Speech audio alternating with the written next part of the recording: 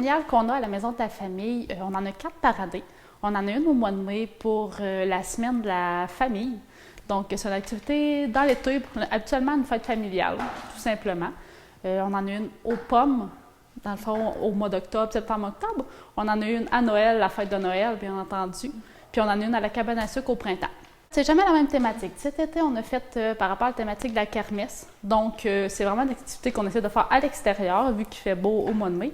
Donc, habituellement, des activités, on a des petits kiosques. Comme on avait des kiosques différents d'activités. On avait aussi une collation, un dîner. Dans le fond, ça rassemble juste les familles qui viennent s'amuser avec nous. Donc, on avait un kiosque, c'était des ballons à éclater avec un dard. On avait du maquillage, on avait des tours de poney, on avait une mini-ferme. Les enfants pouvaient aller vraiment flatter les animaux, c'était vraiment bien. On avait aussi d'autres activités avec des cannes à faire renverser avec une balle. Donc, c'est vraiment des activités assez simples que les enfants de au moins 2 ans à plus vieux, qui sont adolescents, peuvent venir jouer, là. Toute la clientèle peut venir dans le fond, aux activités, puisque dans le fond, un grand-parent est aussi une famille ou une personne seule aussi. Ça représente quand même une famille. Donc, ça peut être des personnes âgées, ça peut être des jeunes enfants, des adultes. Ça peut être n'importe qui vient aux activités. Cette année, on est allé au verger à Tipol, à Saint-Ézéard. Donc, ça dépend du verger. On y va, des fois, on change. Cette année, ça a été là parce qu'il y a un labyrinthe, il y a une mini-ferme, il y a plusieurs activités. Puis, les familles peuvent aller faire de l'autocueillette en même temps. Donc, c'est vraiment une activité qui est plus libre. Les parents viennent. Mais on fait des activités, on en prépare au cas où qu'on aurait animé, mais souvent, il y a tellement d'activités déjà sur place qu'on n'a pas besoin de faire d'activités. Donc, on est là avec les parents pour se faire connaître, nous, comme intervenants. À la fête de Noël, on a des activités par rapport à Noël, bien entendu. Donc, on avait une collation pour les enfants à thématique de Noël. On avait plusieurs activités. Il y avait la chaise musicale, il y avait des sauts à obstacles. Il y avait le Père Noël, bien entendu, qui est venu. Donc, on avait des cadeaux pour tous les enfants qui sont venus, puis on avait des cadeaux pour les familles qui venaient aussi, pour un tirage pour les familles. Les activités à cabane à sucre, dans le fond, on nous permet d'avoir un dîner à coût réduit, vu qu'on vient un grand nombre et qu'on est à la maison de la famille. Donc, les familles peuvent venir, c'est un dîner. Donc, on arrive environ vers 10 heures. Puis, habituellement, il y a tout le temps des petits tours en tracteur que les enfants peuvent faire ou avec les poneys, bien entendu. Donc, c'est toujours une activité qui est agréable. Les parents aiment ça.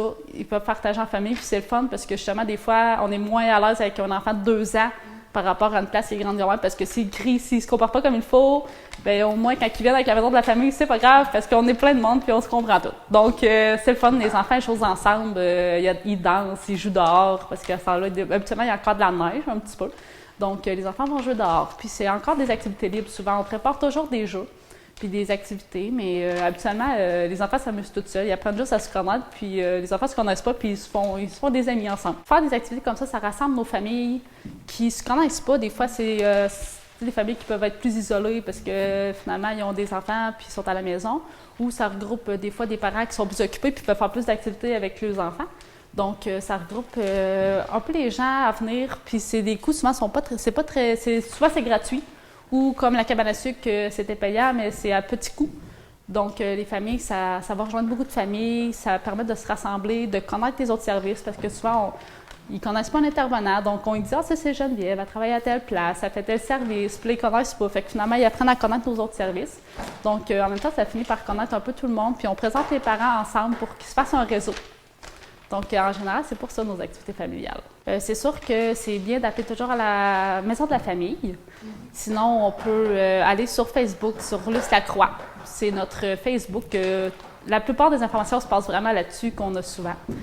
Sinon, on a Animaction, qui est là. On a aussi un Facebook qui montre aussi toutes nos activités.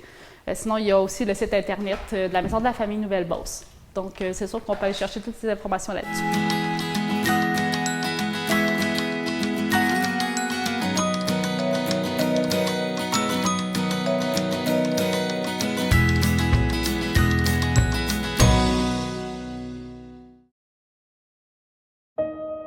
C'est une maison moderne, milieu du siècle. La vue est magnifique, c'est très éclairé. Tu l'aimes? Oui, et toi? C'est bien ici. Je suis très heureux. Excusez-moi, vous vous appelez Simon? Oui, monsieur. Ben oui, c'est toi. Allez. On est allé à l'école ensemble. C'est ma femme Robin et ça, c'est votre nom, Maïcha. Désolée. Gordon Mosley. Gordo. Gordo? Oh mon Dieu, je suis désolé, je t'avais pas reconnu. C'était il y a très très longtemps.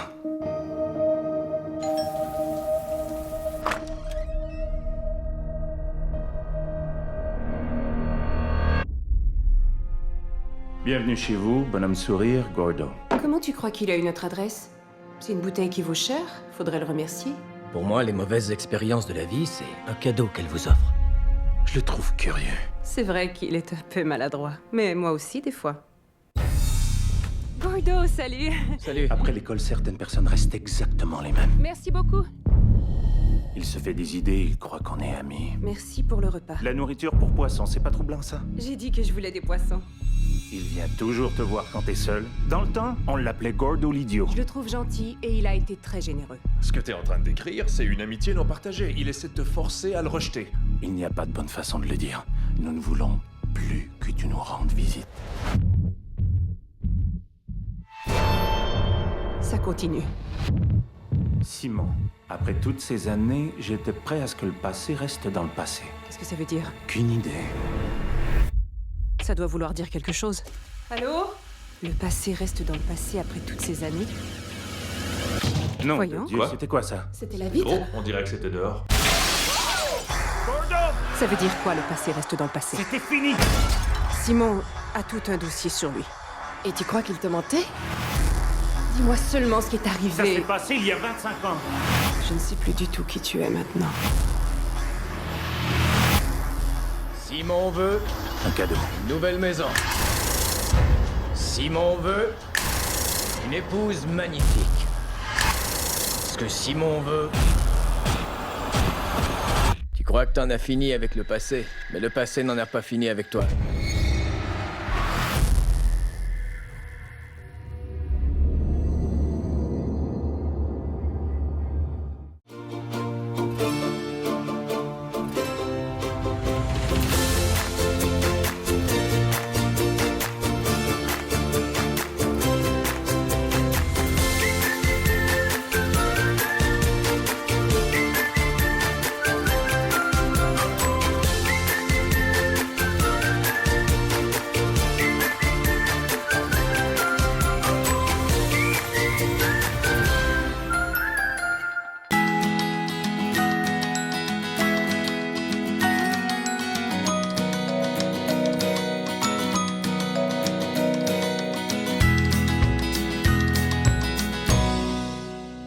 J'aime beaucoup dire que c'est un groupe d'échange, un groupe de soutien aux personnes. On fait 8 rencontres.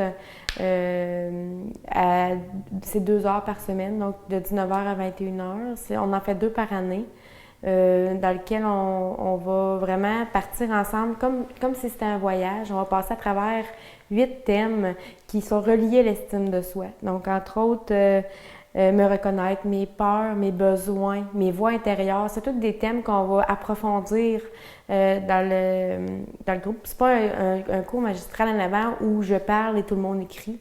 En fait, c'est la dynamique de groupe où on veut que les gens se sentent à l'aise de pouvoir parler de ce qu'ils vivent par rapport à ces thèmes-là pour pouvoir leur apporter en groupe des outils, des moyens concrets pour concrets dans la mesure du possible, parce que l'estime de soi, on le sait, hein, on peut pas le toucher, c'est abstrait, c'est dans les airs. Donc, on travaille autour de chacun des thèmes pour amener les gens à trouver en eux et avec les autres autour des moyens pour pallier à des manques là, dans leur estime de soi. Les gens qui vont s'inscrire vont sentir le besoin que d'avoir un soutien. Un soutien, ils vont reconnaître que, ils ont de la misère avec eux-mêmes dans différentes sphères. Là, ça peut, ils vont reconnaître qu'ils ont un travail à faire ou qu'il y a un travail déjà entamé puis qu'ils veulent continuer à s'en aller dans cette voie-là. Ça peut être des gens qui sont en arrêt maladie, ça peut être des mamans à la maison, ça peut être des gens au travail, qui travaillent puis qui sentent que c'est plus difficile pour eux. Quelqu'un qui est timide, par exemple, va souvent me demander est-ce que je suis obligée de parler?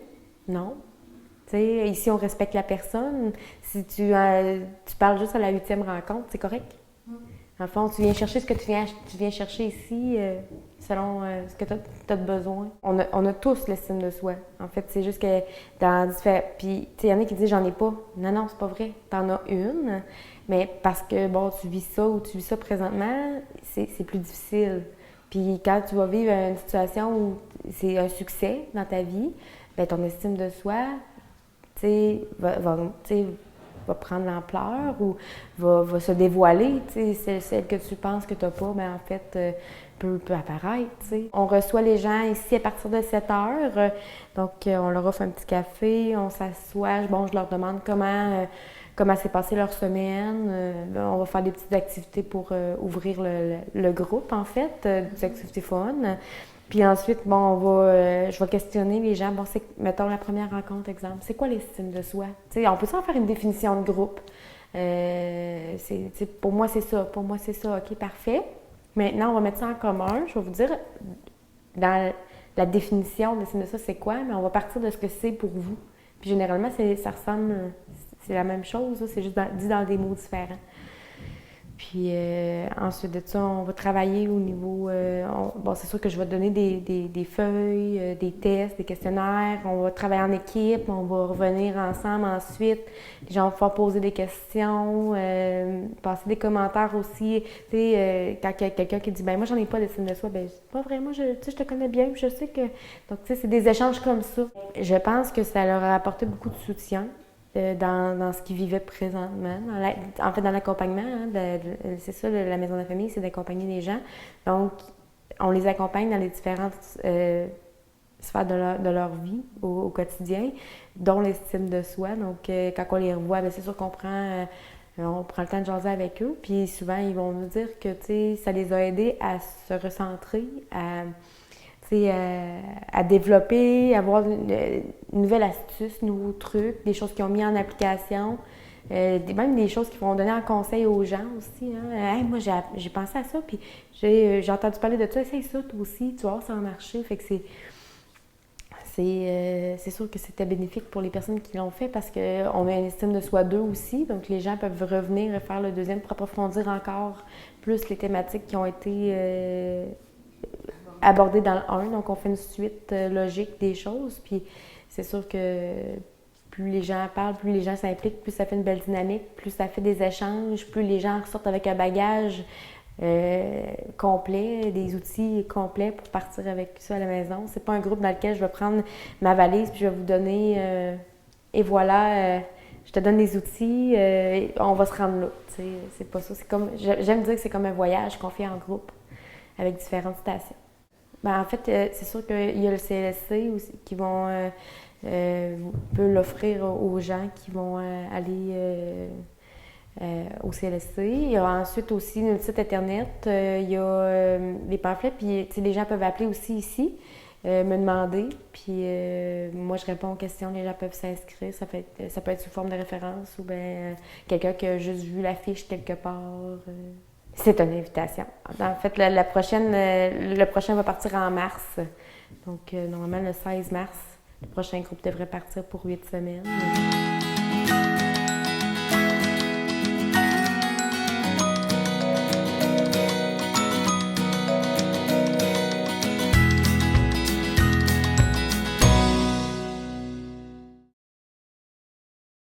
Dominique Toretto, tu me connais pas.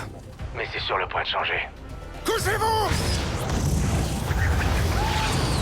La guerre est déclarée. Quelqu'un veut nous faire payer ce qu'on a fait à Londres. Et c'est œil pour œil, dent pour dent.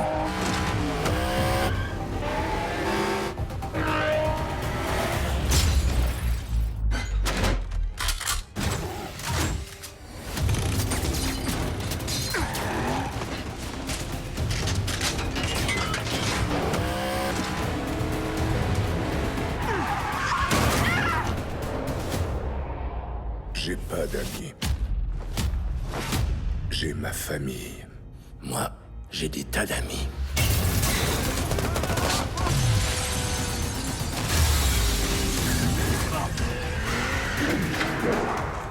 Dangereux 7, à Super Écran.